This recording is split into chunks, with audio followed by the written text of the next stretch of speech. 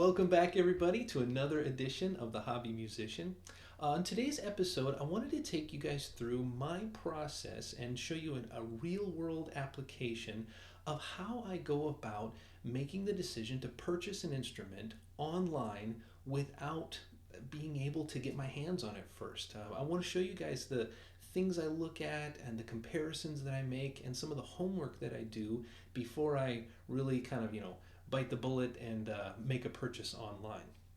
Now, the thing that I'm going to be looking at today, for quite a while now, I've been interested and kind of curious about trying a multi-scaled instrument.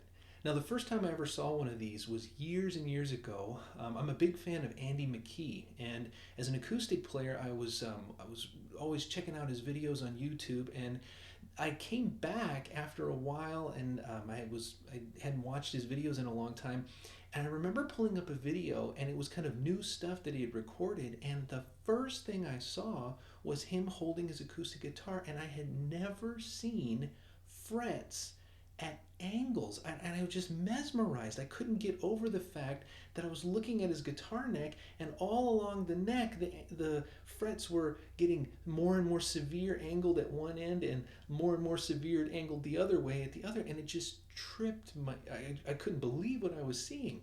So needless to say, I immediately started Googling. I was trying to know what's the deal with angled frets, like all of that kind of stuff, and I very quickly learned that these multi-scaled instruments or fan fret instruments are really just kind of a design feature that you can use.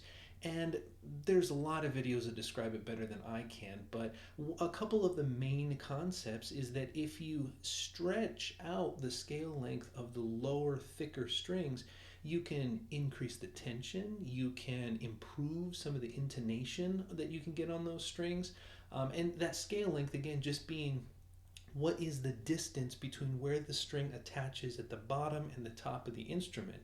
And having a multi-scaled instrument is those distances can be different string by string. And in order to keep the whole instrument in tune, if you change the scale length, you also have to change where you put the frets. So that's what ends up resulting in these kind of geometric fan fret looking things. So all of that to say, I've been thinking a while about trying to get one of these things, and so I decided, you know what? There's no better time than the present. So this is what I was doing.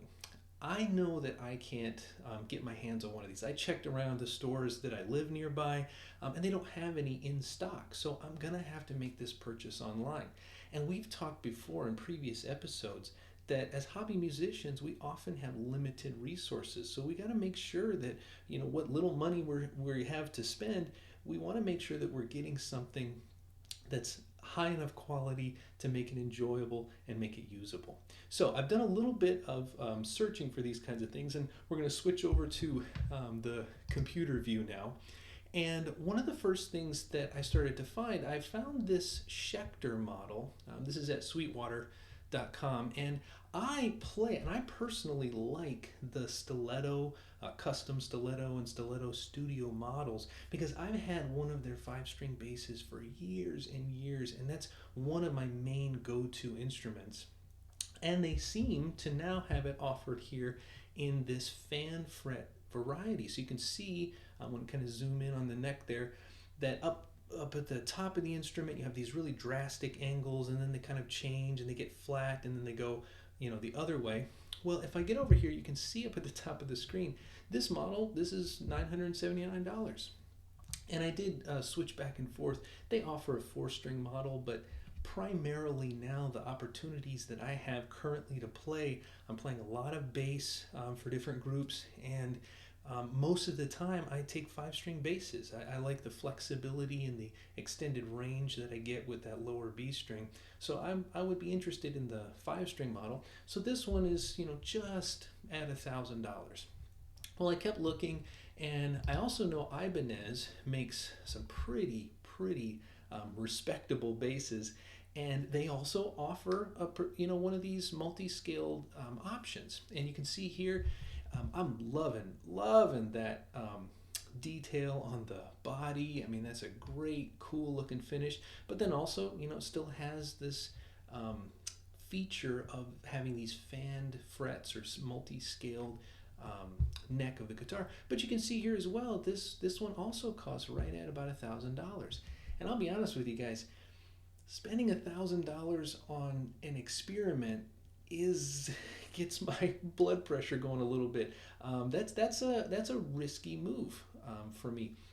So one of the things that I have used for years, whenever I'm trying something, and I did this when I wanted to try fretless basses, I did this when I wanted to try a Telecaster style or a Les Paul style, and I just wanted to try them out. I didn't really know if I was going to make those kinds of guitars like my go-to.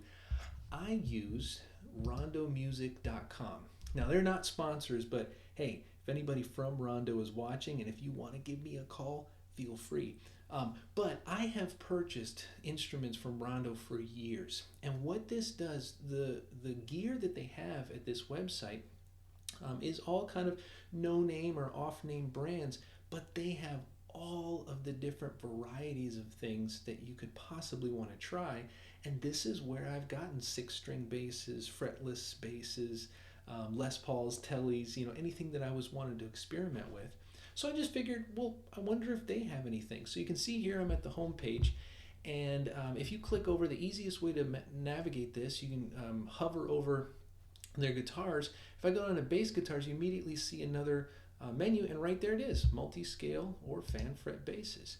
If I go in here, they have a couple options. Now, this second one here with the kind of more brown finish, I've already clicked onto that. That's a headless.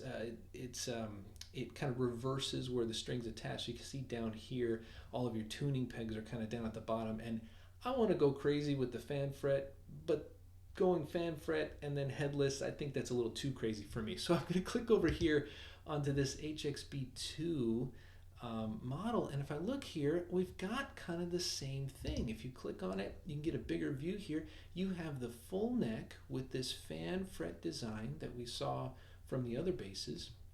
And then if I click back over here, you can go through. It's got a 3-band EQ. It's got this nice kind of see-through finish. You can really see the features of the wood under there. And guys, I'm a fanatic. I love kind of the wood detail that you can get through a finish. I just think that's a really nice feature. And then you've got these angled pickups that we were seeing on a lot of the other things. But look over here. This is for $450 or $460.